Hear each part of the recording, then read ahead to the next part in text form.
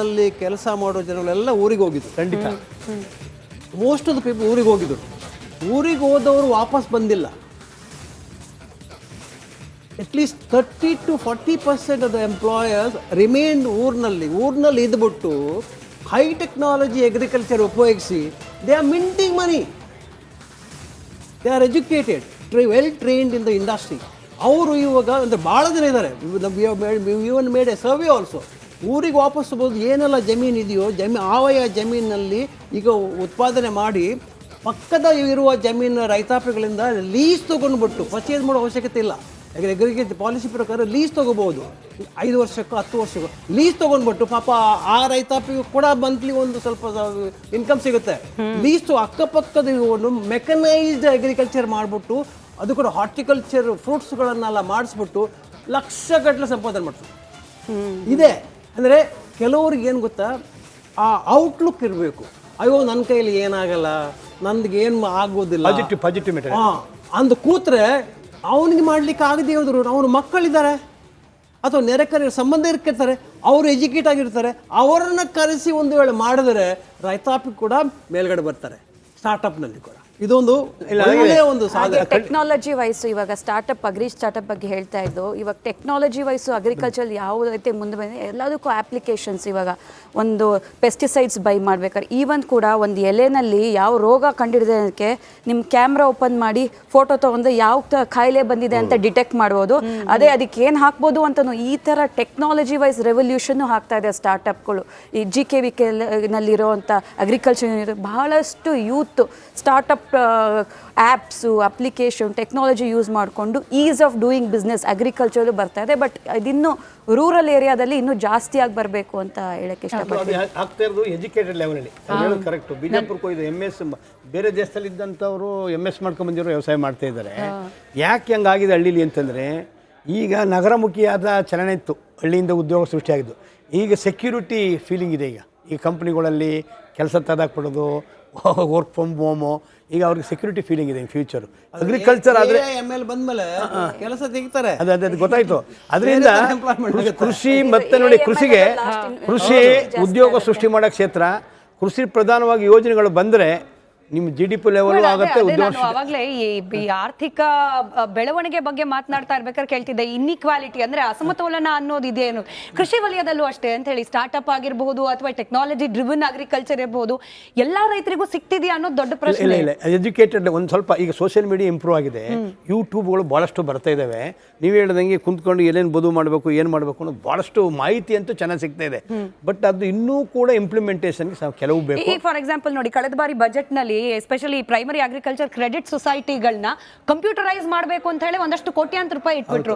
ಸಾಮಾನ್ಯ ರೈತನಿಗೆ ಅನ್ಸುತ್ತೆ, ಅಯ್ಯೋ ಅದು ಸೊಸೈಟಿ ಉದ್ಧಾರ ಮಾಡಕ್ಕೆ ಇಷ್ಟು ಕೋಟಿ ಇಡೋದ್ರ ಬದಲು ನಮಗೆ ದುಡ್ಡು ಕೊಟ್ಟಿದ್ರೆ ಆಗ್ತಿತ್ತು. ಅಂದ್ರೆ ಡೈರೆಕ್ಟ್ ಆಗಿ ಆಗದೆ ಹೋದ್ರು ಕೂಡ ಇಂಡೈರೆಕ್ಟ್ಲಿ ಕೃಷಿ ಕ್ಷೇತ್ರಕ್ಕೆ ಉತ್ತೇಜನ ನೀಡೋ ಕೆಲವೊಂದಷ್ಟು ಯೋಜನೆಗಳು, ಅದರಿಂದ ಆಗುವಂತಹ ಬೆನಿಫಿಟ್ಗಳು ಹೇಗೆ ಅಂತ ಹೇಳಿ. ಈಗ ನಮ್ಗೇನಾಗಿದೆ ಅಂದರೆ ಎಲ್ಲ ಆನ್ಲೈನ್, ನಮ್ಮ ರೆವಿನ್ಯೂನು ಕೂಡ ಆನ್ಲೈನ್ ಆಗ್ತಾ ಇದೆ.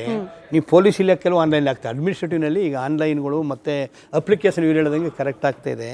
ಬಟ್ ಏನಾಗುತ್ತೆ, ನಮ್ಮ ಎಕ್ಸಿಕ್ಯೂಟಿವ್ ಬಾಡಿ ಬ್ಯೂರೋಕ್ರಟಿ ಇದೆಯಲ್ಲ, ಬ್ಯೂರೋಕ್ರಟಿ ಭಾಳ ಜಡ್ಗಟ್ಟಲ್ಲ.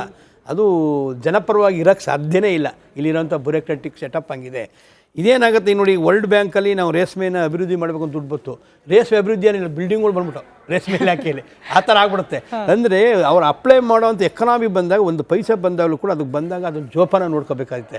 ಅದ್ರ ಬದಲು ನೀವು ಅನುತ್ಪಾದಕ ವೆಚ್ಚಗಳು ಅನಾವಶ್ಯಕವಾಗಿ ಇನ್ವೆಸ್ಟ್ ಮಾಡ್ತೇವೆ. ಈಗಲೂ ಹಂಗೆ ನಡೀತದೆ. ನೀವು ಹೇಳ್ದಂಗೆ ಎಲ್ಲವನ್ನೂ ಆನ್ಲೈನ್ ಮಾಡೋಕ್ಕೆ, ಎಲ್ಲವನ್ನೂ ಕೂಡ ಡಿಜಿಟಲ್ ಮಾಡೋಕ್ಕೆ ಹೋಗ್ಬಿಟ್ಟು ಅದ್ರ ಮೇಲೆ ಇಡೀ ದುಡ್ಡನ್ನೇ ಇನ್ವೆಸ್ಟ್ ಮಾಡಬರ್ತಾ ಇದೆ. ಒನ್ ಟೈಮ್ ಇಷ್ಟು ಇನ್ವೆಸ್ಟ್ ಬೇಕಾಗುತ್ತೆ, ಅದು ಬೇಡ. ಈಗ ಇದು ಈ ಥರ ಪ್ರಾಬ್ಲಮ್, ನೀವು ಹೇಳೋದು ಪ್ರಾಬ್ಲಮ್ ಇದೆ. ನಿಜವಾಗಿ ತಲುಪೇ ಇಲ್ಲ. ಇದರಲ್ಲಿ ಸ್ವಲ್ಪ ಸುಧಾರಣೆಗಳಾಗಬೇಕು.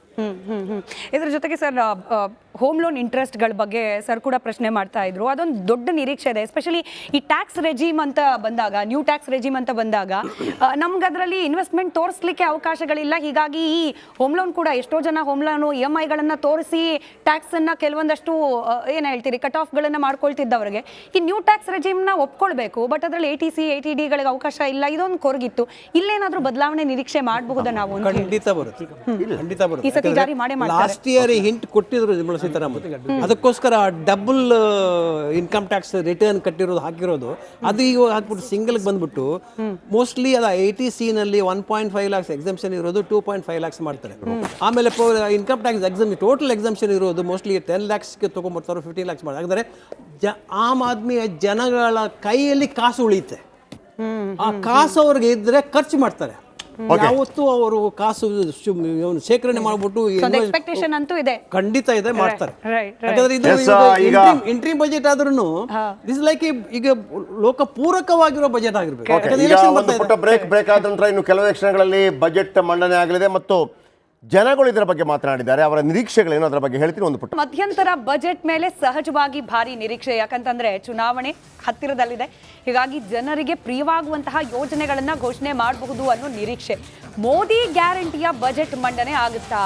ಕರ್ನಾಟಕ ಮಾಡೆಲ್, ಕರ್ನಾಟಕ ವಿಧಾನಸಭಾ ಚುನಾವಣೆ ಸಂದರ್ಭದಲ್ಲಿ ಕಾಂಗ್ರೆಸ್ ನೀಡಿದಂತಹ ಗ್ಯಾರಂಟಿಗಳು, ಅದರ ಪರಿಣಾಮ ಪ್ರತಿಫಲನಗಳು ಬೇರೆ ರಾಜ್ಯದ ಚುನಾವಣೆ ಸಂದರ್ಭದಲ್ಲೂ ಕೂಡ ಗಮನಿಸಿದ್ವಿ. ಕೆಲವೊಂದು ಕಡೆ ಅದು ವರ್ಕೌಟ್ ಆಯಿತು, ಕೆಲವೊಂದು ಕಡೆ ಆಗಲಿಲ್ಲ. ಆದರೆ ಜನರ ಗಮನ ಸೆಳೆದಿದ್ರಲ್ಲಿ ಅನುಮಾನ ಇಲ್ಲ. ಹೀಗಾಗಿ ಇದಕ್ಕೆ ಕೌಂಟರ್ ಕೊಡಲಿಕ್ಕೆ, ಕರ್ನಾಟಕ ಮಾಡೆಲ್ನ ಕಾಂಗ್ರೆಸ್ ಗ್ಯಾರಂಟಿ ಮಾಡೆಲ್ಗೆ ಕೌಂಟರ್ ಕೊಡಲಿಕ್ಕೆ ಮೋದಿ ಗ್ಯಾರಂಟಿಗಳ ಬಗ್ಗೆ ಪ್ರಸ್ತಾಪ ಆಗುತ್ತಾ ಈ ಬಜೆಟ್ನಲ್ಲಿ? ಈ ಬಜೆಟ್ ಚುನಾವಣೆಗಷ್ಟೇ ಸೀಮಿತವಾಗುತ್ತಾ ಅಥವಾ ಪೂರಕವಾಗಿ 1 ವರ್ಷಗಳ ಅವಧಿಗೆ ಸರ್ವತೋಮುಖ ಆರ್ಥಿಕ ಅಭಿವೃದ್ಧಿಯನ್ನ ಗಮನದಲ್ಲಿಟ್ಕೊಂಡು ಬಜೆಟ್ನಲ್ಲಿ ಅಂಶಗಳನ್ನ ಪ್ರಸ್ತಾಪ ಮಾಡಲಾಗುತ್ತಾ? ಕುತೂಹಲ. ಹಾಗೆ ಜನಸಾಮಾನ್ಯರಿಗೆ ಅನುಕೂಲ ಆಗುವಂತಹ ಗ್ಯಾರಂಟಿಗಳ ಘೋಷಣೆ ಆಗುತ್ತಾ? ಮೋದಿ ಗ್ಯಾರಂಟಿ ವರ್ಸಸ್ 2024ರ ಚುನಾವಣೆ, ಈ ರೀತಿಯಾದ ಕೆಲವೊಂದಷ್ಟು ಯೋಜನೆಗಳೇನಾದರೂ ಜಾರಿಗೆ ಬರುತ್ತಾ ಅನ್ನೋ ಸಹಜ ನಿರೀಕ್ಷೆ, ಕುತೂಹಲ ಎರಡೂ ಇದೆ.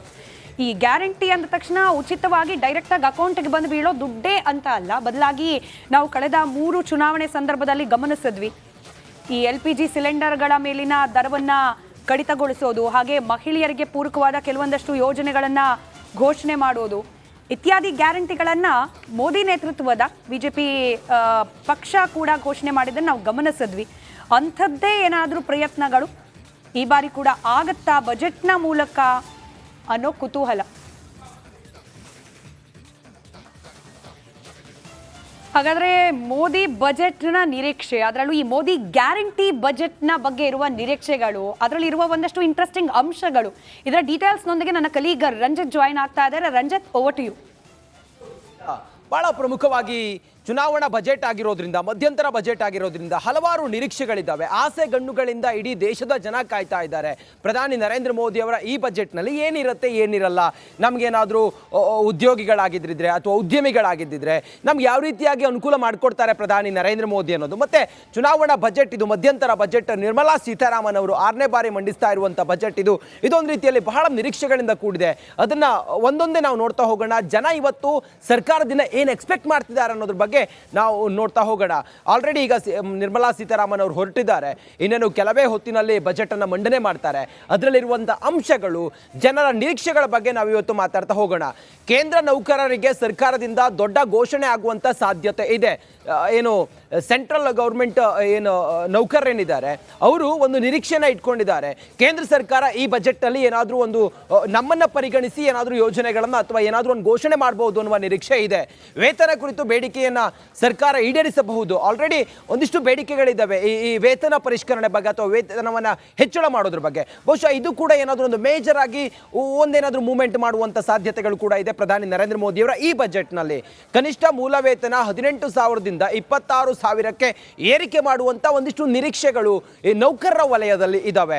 ಬಹುಶಃ ಇದನ್ನು ಇವತ್ತು ಎಕ್ಸ್ಪೆಕ್ಟ್ ಮಾಡ್ತಾ ಇದ್ದಾರೆ. ನೋಡೋಣ ಇದು ಹೆಂಗಾಗುತ್ತೆ ಅಂತ ಹೇಳಿ. ಮಹಿಳೆಯರಿಗೆ ಭರ್ಜರಿ ಯೋಜನೆಯನ್ನು ನೀಡುವ ಸಾಧ್ಯತೆ ಇದೆ. ಪ್ರಧಾನಿ ನರೇಂದ್ರ ಮೋದಿ ಅವರು 75ನೇ ಅಮೃತ ಗಳಿಗೆ ಈ ಸಂದರ್ಭದಲ್ಲಿ ಒಂದು ನಾರಿ ಶಕ್ತಿ ಅನಾವರಣವನ್ನು ಮಾಡಿದ್ರು. ಆ ಕಾರಣದಿಂದ ಮುಂದಿನ ಇನ್ನೊಂದು 3-4 ತಿಂಗಳಲ್ಲಿ ಚುನಾವಣೆ ಕೂಡ ನಾವು ಎದುರಿಸ್ತಾ ಇದ್ದೀವಿ. ಈ ಸಂದರ್ಭದಲ್ಲಿ ನಾರಿ ಶಕ್ತಿ ಅನಾವರಣ, ಮಹಿಳೆಯರಿಗೆ ಏನಾದರೂ ವಿಶೇಷವಾಗಿ ಪ್ಯಾಕೇಜ್ ಅನ್ನು ಕೊಡಬಹುದು ಅನ್ನೋದ್ರ ಬಗ್ಗೆ ಒಂದಿಷ್ಟು ಎಕ್ಸ್ಪೆಕ್ಟೇಷನ್ ಇದೆ. ಕಿಸಾನ್ ಸಮ್ಮಾನ್ ನಿಧಿ ಮೊತ್ತ ಹೆಚ್ಚಿಸುವ ಸಾಧ್ಯತೆ ಇದೆ. ಕಿಸಾನ್ ಸಮ್ಮಾನ್ ನಿಧಿ ಏನಿದೆಯಲ್ಲ ಅದು ಇನ್ಸ್ಟಾಲ್ ರೀತಿಯಲ್ಲಿ, ಅಂದರೆ ಹಂತ ಹಂತವಾಗಿ ಬಿಡುಗಡೆ ಆಗುತ್ತೆ. ಅದರ ಮೊತ್ತವನ್ನು ಹೆಚ್ಚಿಗೆ ಮಾಡ್ತಾರಾ ಅನ್ನೋದ್ರ ಬಗ್ಗೆ ರೈತರು ಕಾಯ್ತಾ ಇರೋದು, ಅಥವಾ ರೈತರು ಆಸೆಗಣ್ಣಿನಿಂದ ಪ್ರಧಾನಿ ನರೇಂದ್ರ ಮೋದಿ ಅವರ ಈ ಬಜೆಟನ್ನು ಎದುರು ನೋಡ್ತಾ ಇದ್ದಾರೆ. ತೆರಿಗೆದಾರರಿಗೆ ಸಿಹಿ ಸುದ್ದಿ ಕೊಟ್ಟರು ಕೂಡ ಅಚ್ಚರಿ ಇಲ್ಲ.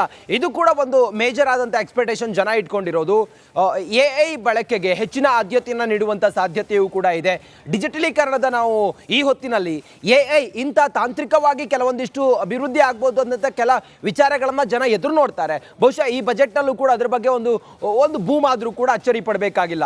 ಆರೋಗ್ಯ ಮತ್ತು ಪರಿಸರ ಕ್ಷೇತ್ರದಲ್ಲಿ AI ಬಳಕೆಗೆ ಆದ್ಯತೆ ನೋಡಿ. ಬಹಳ ಪ್ರಮುಖವಾಗಿ ಆರೋಗ್ಯ ಮತ್ತು ನೇಚರ್, ಪರಿಸರ ಸಂರಕ್ಷಣೆ, ಇದ್ರ ವಿಚಾರದಲ್ಲಿ AI ಬಳಕೆ, ತಾಂತ್ರಿಕವಾಗಿ ಇದನ್ನು ಬಳಸೋ ಮೂಲಕ ಒಂದು ಎಕ್ಸ್ಪೆಕ್ಟೇಷನ್ ಜನರಿಗಂತೂ ಖಂಡಿತವಾಗ್ಲೂ ಕೂಡ ಇದೆ. ಇನ್ನು 50,000 ತನಕ ಹೂಡಿಕೆ ತೆರಿಗೆ ವಿನಾಯಿತಿ ನೋಡಿ, 50,000 ತನಕ ಹೂಡಿಕೆಗೆ ತೆರಿಗೆ ವಿನಾಯಿತಿ, ಇದು ಕೂಡ ಬಹಳ ದೊಡ್ಡ ಎಕ್ಸ್ಪೆಕ್ಟೇಷನ್ ಜನ ಇಟ್ಕೊಂಡಿರೋದು. ನೋಡೋಣ ಇವತ್ತೇನಾದರೂ ಈ ಬಜೆಟ್ನಲ್ಲಿ ವಿತ್ತ ಸಚಿವೆ ನಿರ್ಮಲಾ ಸೀತಾರಾಮನ್ ಅವರು ಮಂಡಿಸ್ತಾ ಇರುವಂಥ ಈ ಬಜೆಟ್ನಲ್ಲಿ ಏನಾದರೂ ಒಂದಿಷ್ಟು ಮೂಮೆಂಟ್ ಅಥವಾ ಏನಾದರೂ, ಇದೆಲ್ಲವೂ ಕೂಡ ನಿರೀಕ್ಷೆಗಳಿದ್ದಾವೆ. ಇದರ ಸಂಪೂರ್ಣ ವಿಶ್ಲೇಷಣೆ ಮತ್ತು ಈ ಹೊತ್ತಿಗೆ ಏನು ನಡೀತಾ ಇದೆ ಇದೆಲ್ಲದರ ಮಾಹಿತಿಯೊಂದಿಗೆ ನ್ಯೂಸ್ ಸ್ಟುಡಿಯೋದಿಂದ ನನ್ನ ಸೀನಿಯರ್ ಕಲೀಗ್ JP ಸರ್ ಇದ್ದಾರೆ. ಶೆಟ್ರೆ, ಓವರ್ ಟು ಯು.